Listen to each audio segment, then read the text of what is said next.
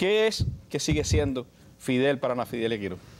Bueno, para mí Fidel sigue siendo el máximo inspirador del deporte cubano revolucionario.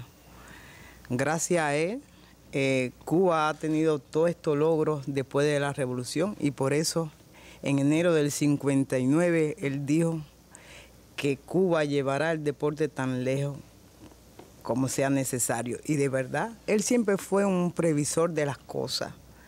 Y mira los logros que Cuba ha tenido en los diferentes deportes. Tantos campeones mundiales, tantos campeones olímpicos, tantos campeones panamericanos, iberoamericanos.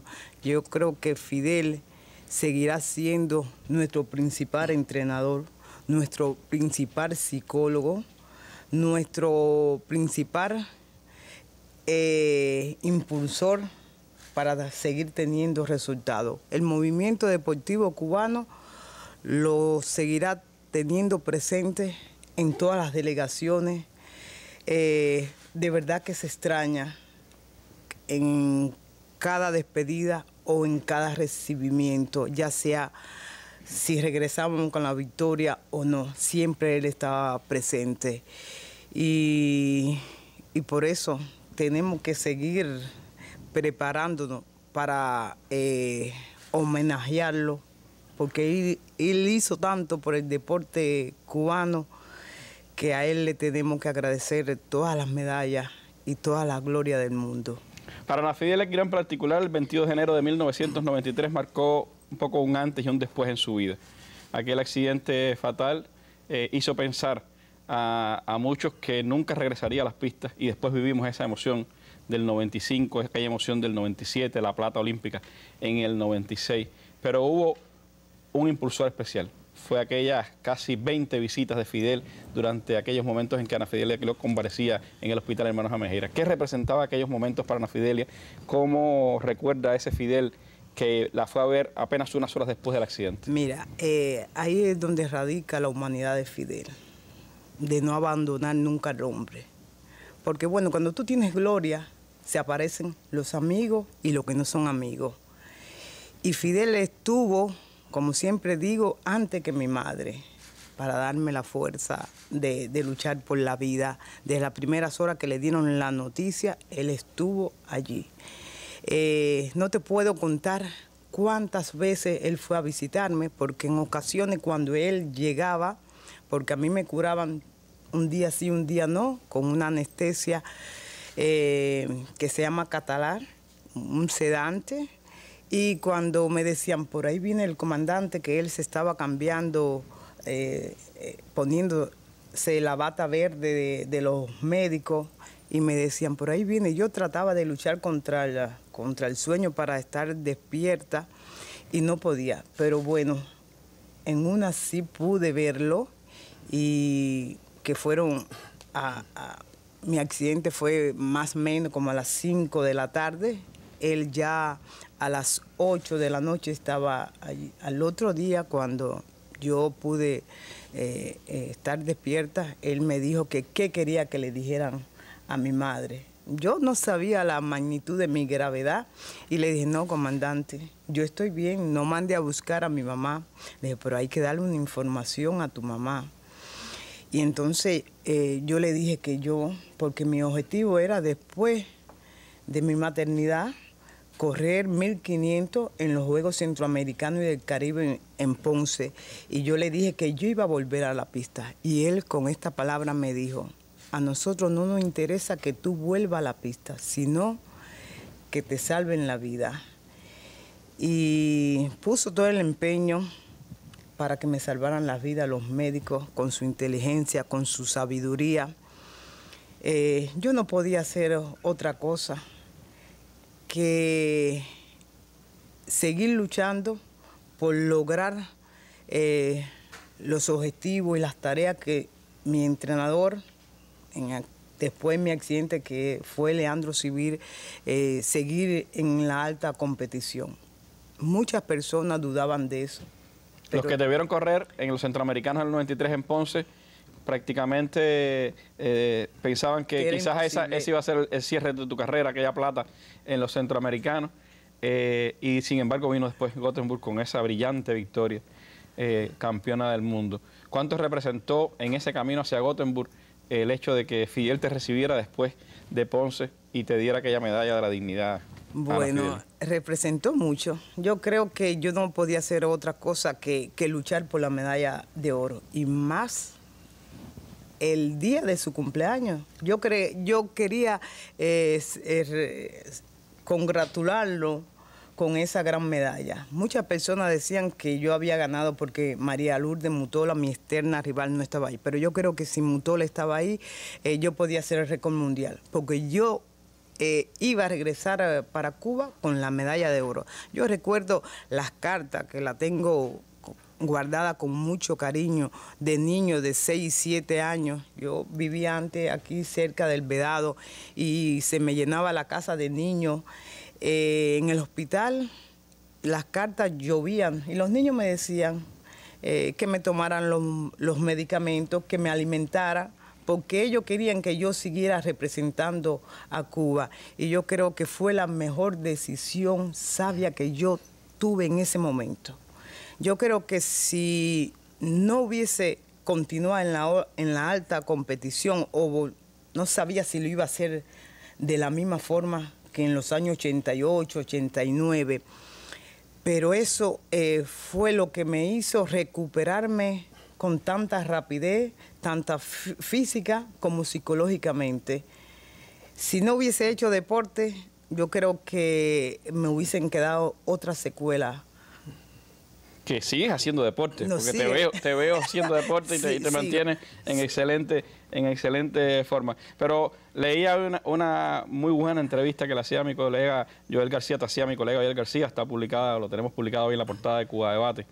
Y tú le contabas también anécdotas un poco que tienen que ver con ese ser humano que es Fidel, más allá de ese que te demostró su grandeza durante tu etapa de convalecencia. Tuviste la oportunidad de intercambiar con Fidel en numerosas ocasiones, incluso hasta un poco en la intimidad durante aquel famoso viaje a Brasil en que Sotomayor y tú lo acompañaron a la toma de posesión del presidente brasileño.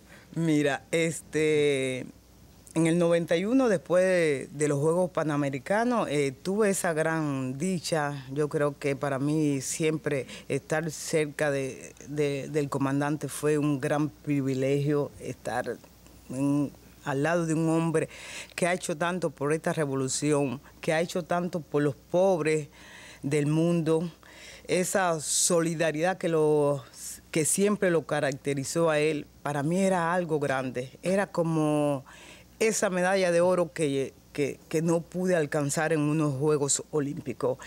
Y recuerdo que fueron días intensos de nosotros también ser partícipe de su seguridad en momentos y verlo salir desde por la mañana, al igual que nosotros, con apenas sin desayunar. Nosotros le decíamos, comandante, tiene que cuidarse. Y llegar a la 1, a las 12 de la noche y casi salíamos para otra actividad. Y esa noche, bueno, ya era el día que regresábamos para Cuba y nos encontramos en el lobby del hotel. Él salió en la caravana y nosotros en un autobús donde iba la delegación cubana y llegamos juntos y empezó a intercambiar con nosotros ahí en el lobby. Bueno, y nosotros nos fuimos para la habitación. Recuerdo que Sotomayor estaba con el capitán del barco, del Herman, que en esos días andaban por el Golfo de México, los norteamericanos querían secuestrar el barco y él defendió la propiedad nuestra y regresó a Cuba. Entonces estaban compartiendo allí, tomándose un traguito y de momento un corre por el pasillo y llegó el comandante y dice, bueno, yo también me voy a sumar a este brindis. A este brindis. Sí, y le dieron un vaso con Habana Club y se acostó en la cama de Soto, andaba, bueno, ya descansando sus pies, sin la bota, con una pantufla, se acostó y ahí empezó a conversar con nosotros.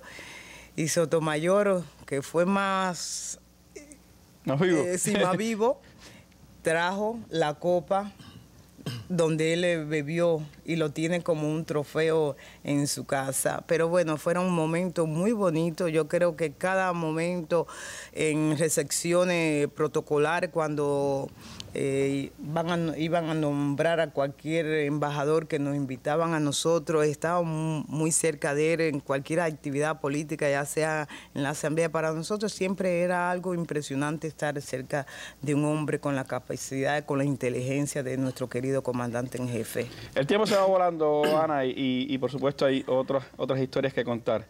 Pero solo me gustaría preguntarte, ¿te quedaste con algo por decirle a Fidel? Mira, tú sabes, yo en AFIDE, muchas personas preguntaron, ¿qué dijiste? Porque de verdad hablar de Fidel, uno a veces se emociona. Yo no pude contener las lágrimas, porque yo dije, él se fue sin yo poderle decir todo el agradecimiento, ese amor que siento, porque para mí Fidel todavía está entre nosotros, que siento por él, porque cuando mi proceso, él nunca me abandonó. Sí, yo lo hice saber a través de cartas, de entrevistas, ya sea en la radio, en la televisión o en la prensa, pero yo quería decírselo a él en persona y no pude tener esa gran oportunidad, pero él está aquí en mi corazón. Gracias, Ana. Por lo mucho que se preocupó, el momento en que yo estuve lesionado, por lo mucho que se preocupó cuando el problema mío de Winnipeg, cuando él salió públicamente a reclamar por mi inocencia, eso me hizo sentir más fuerte. Yo estuve un año a la espera de si poder o no competir en las Olimpiadas de Sydney, pero siempre me sentí contento, me sentí apoyado y creo que todo gracias a él. Ese beso que nos acostumbraba a dar cuando nos bajábamos del avión a todos los atletas, tanto al que ganaba como tanto al que perdía, ¿no? Y hacernos sentir que todos nos habíamos esforzado. Y después en sus palabras, cuando dijo que había que reconocer el esfuerzo que yo había hecho, que por un tantico así no había sido campeona olímpica, me devolvió el poder levantar la cabeza, poder mirar de frente a mi pueblo, y sentirme aún más de lo que ya me sentía comprometida con la revolución. Para mí, en lo personal, es mi ídolo, me considero fidelista, me considero que adoro todos sus principios, sus conceptos.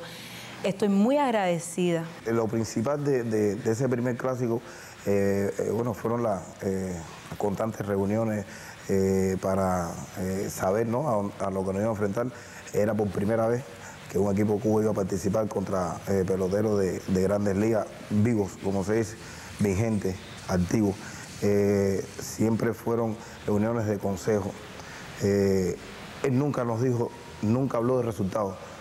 Para él en ese momento, él no era tan importante el resultado como en la manera que nosotros fuéramos a enfrentar ese tipo de béisbol, que fuéramos a divertirnos, que fuéramos a hacer todo. Lo primero que digo es felicidades, comandante. Me dice, no, felicidades a ustedes. Yo estoy muy nervioso. Y estuve mirando el partido, entro y salgo.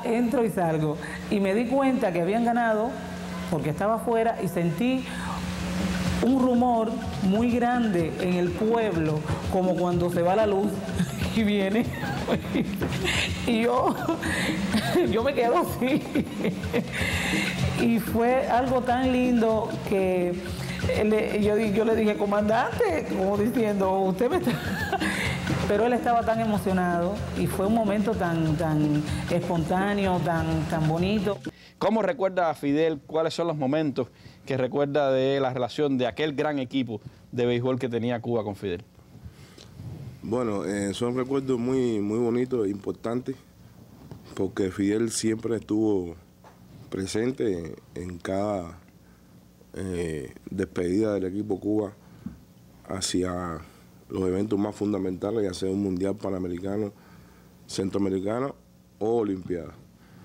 Y ya en este caso, para el 96, era nuestra segunda olimpiada, porque el béisbol incursionó por primera vez en la olimpiada en 1992 en Barcelona, que ahí también él nos despidió y nos exhortó que por primera vez el béisbol asistiera, como era la primera vez que el béisbol asistía a unas Olimpiadas, que lleváramos siempre la fe en la victoria, que el lugar de Cuba se iba a sentir más si el béisbol trajera la medalla olímpica, y así fue.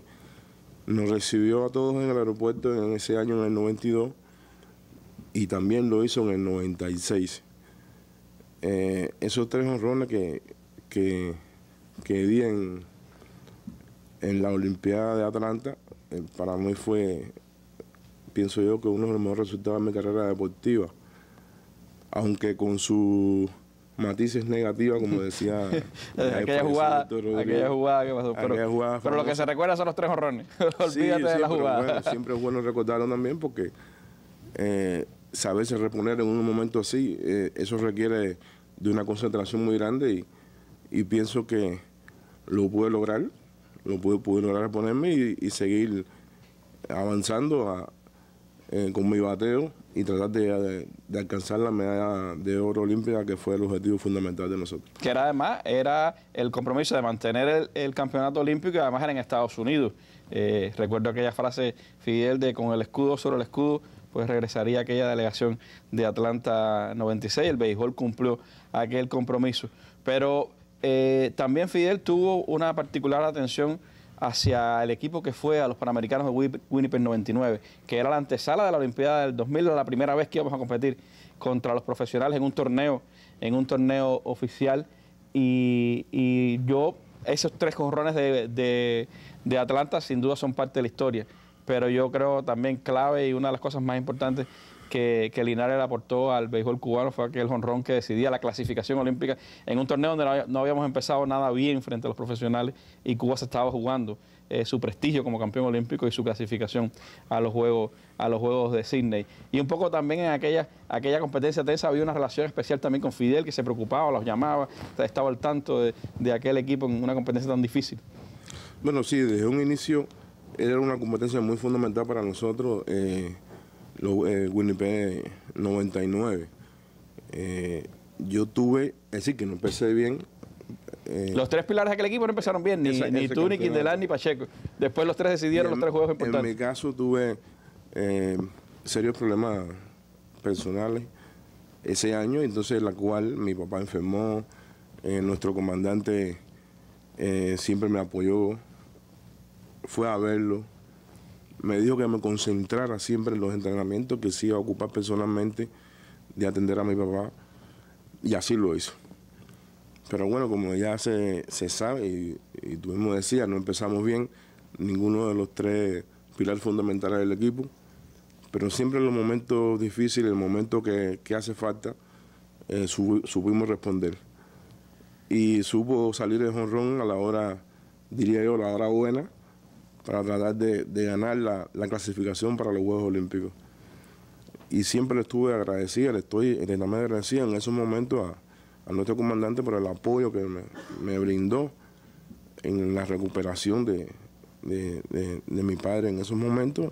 Y bueno, en el apoyo que nos brindó al equipo y la fe que tenía siempre de que nosotros sí íbamos a clasificar para la Olimpiada y ganar los Juegos Panamericanos. Aquella experiencia con los Orioles de Baltimore, Omar, era el primer juego, pudiéramos decir, en grande de la pelota cubana contra las grandes ligas. Había habido algunos encuentros con profesionales, puertorriqueños, etcétera, pero era la primera vez que se jugaba con un equipo de grandes ligas. ¿Cómo fue aquellos días previos, las visitas de Fidel, la preparación hacia los juegos del equipo con Baltimore? Eran unos días muy esperados por todos, principalmente por nosotros, porque nos faltaba medirnos con un equipo de grandes ligas, porque ya en un evento anterior que fue después de los centroamericanos en Ponce, nosotros jugamos con los Senadores de San Juan. De San Juan, sí. Es decir, que la mayoría de ellos, en su totalidad, eran jugadores de grandes ligas.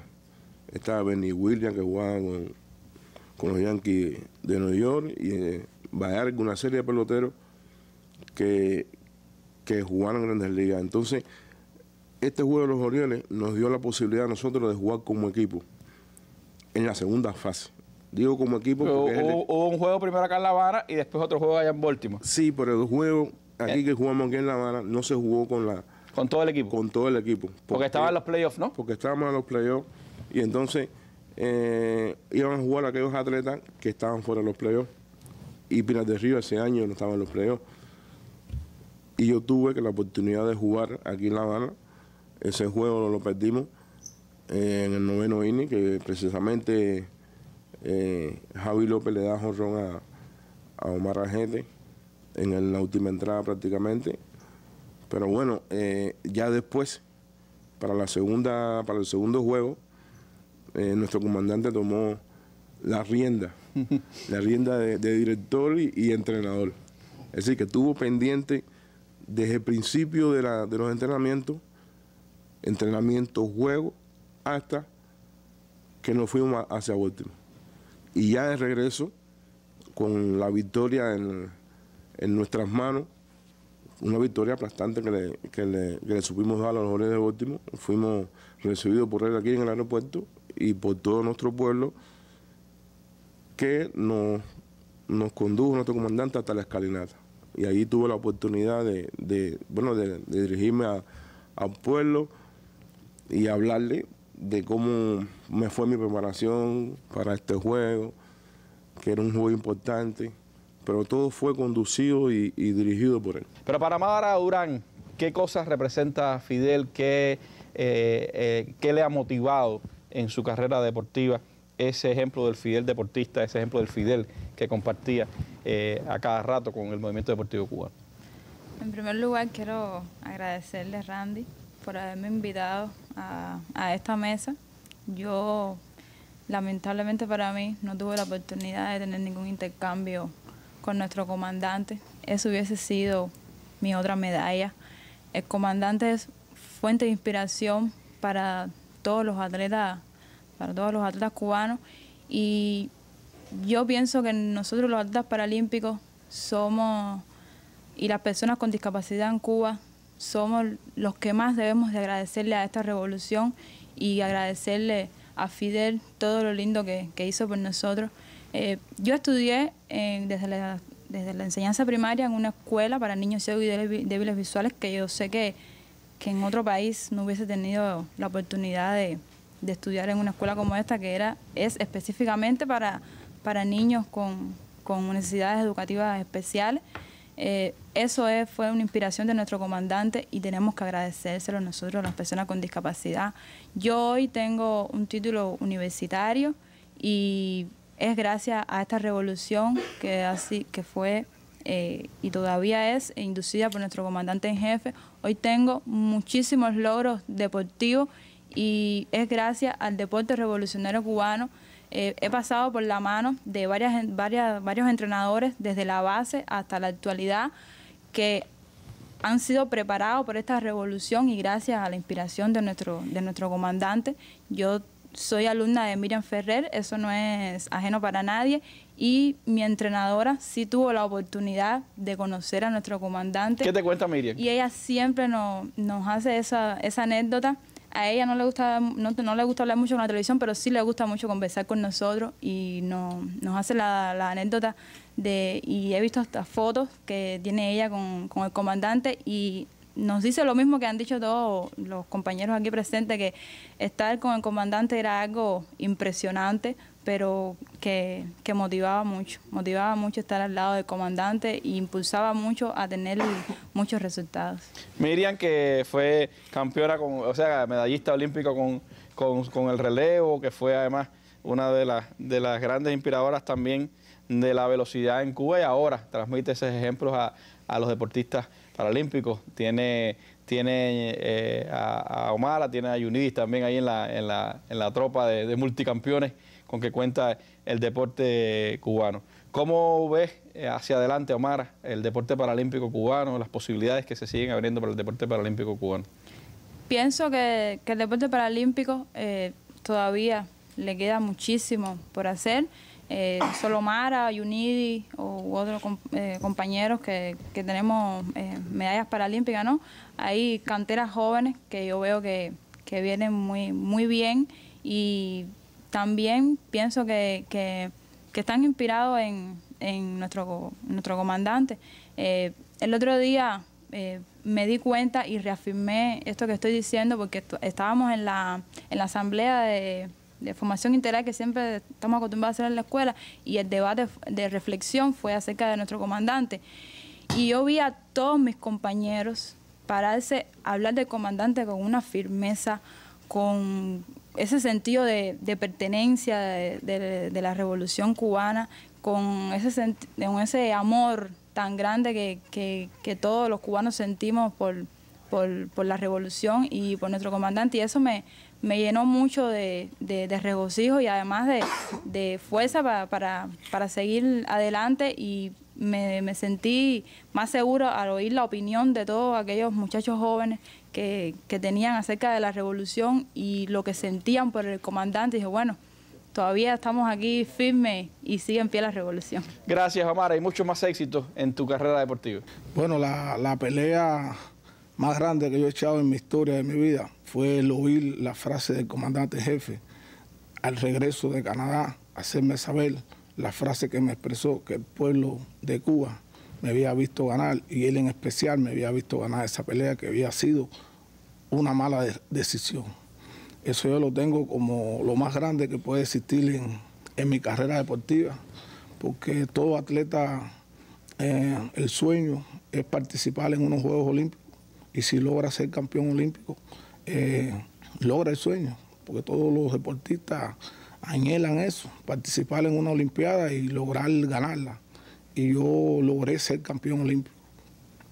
Y después de haber sido campeón olímpico, en el año 81 viene la Copa del Mundo en Montreal, Canadá.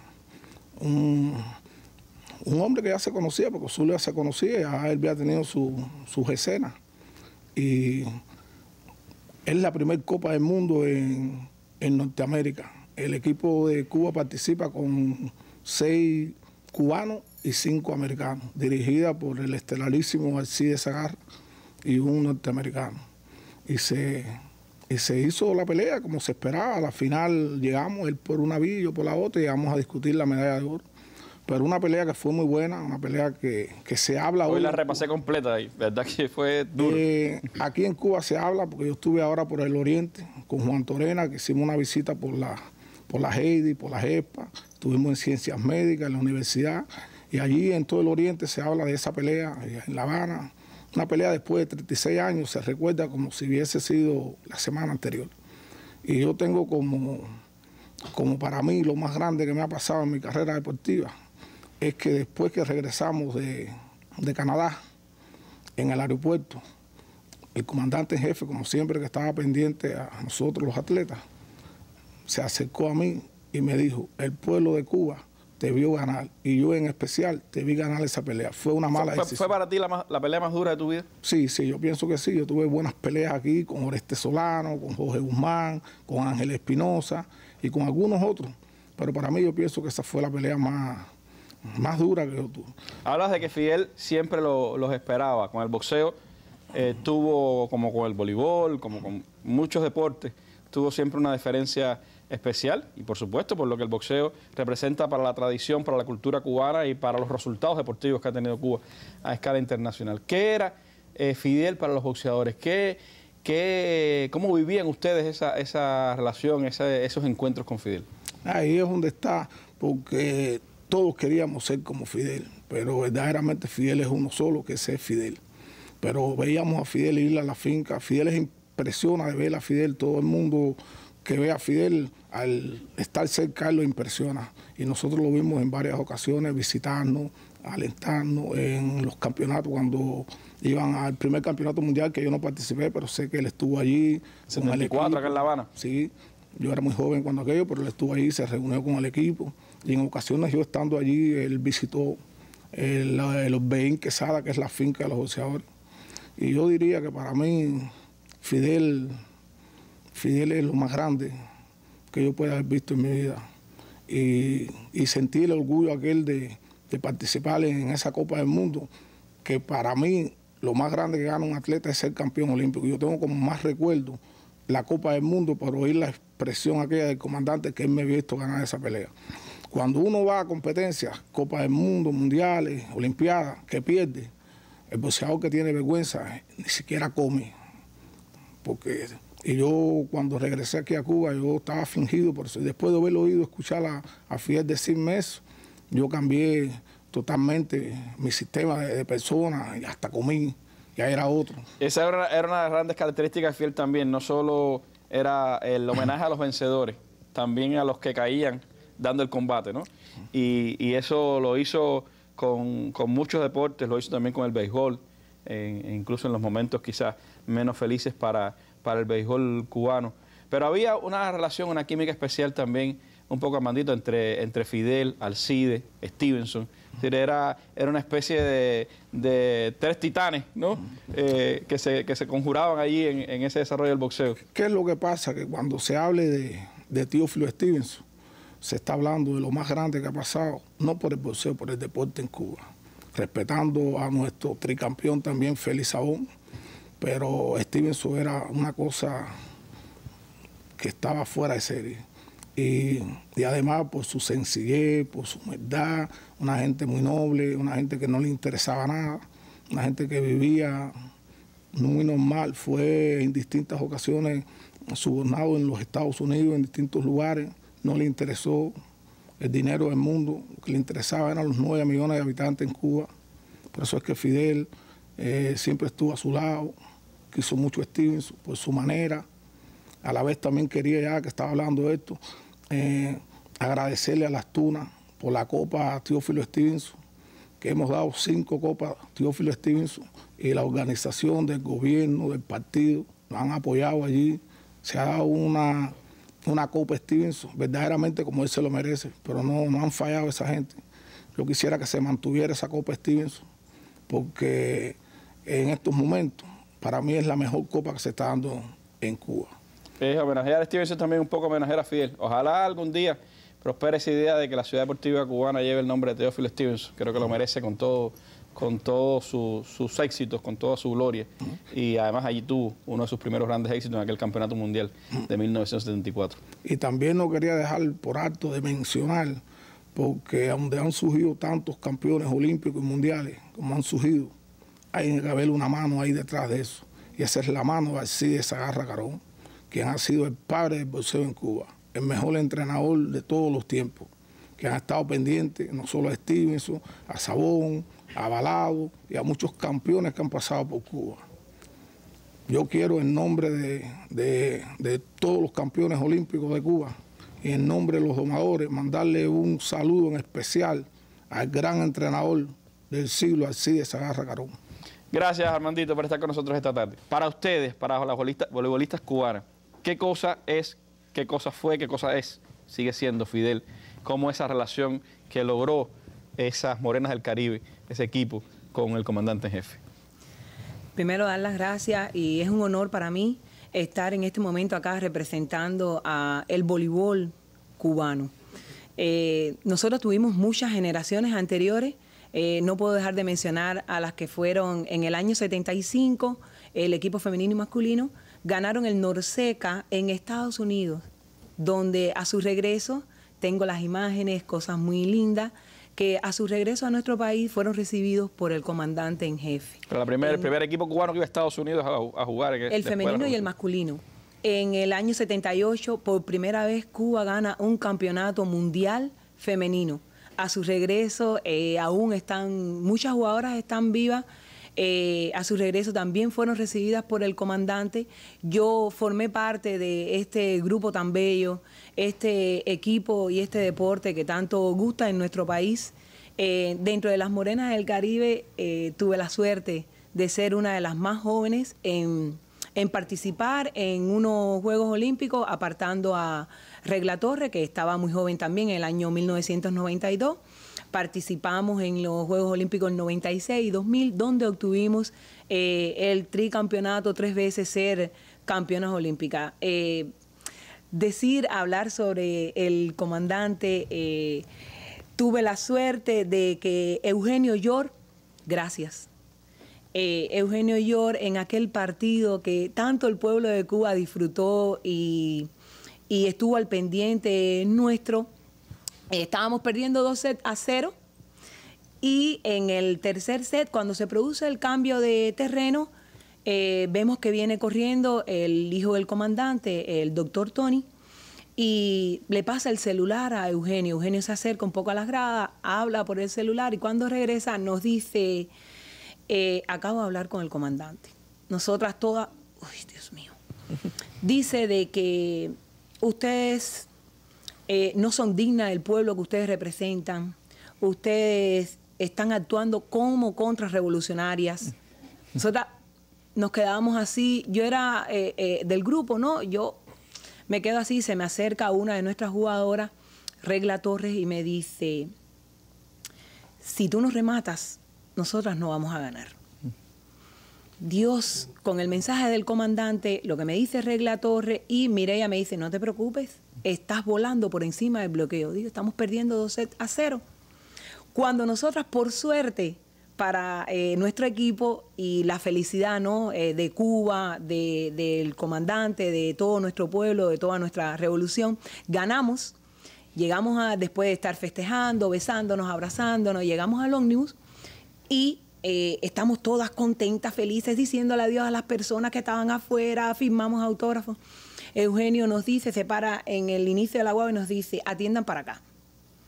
Yo les voy a transmitir el mensaje que dijo el comandante.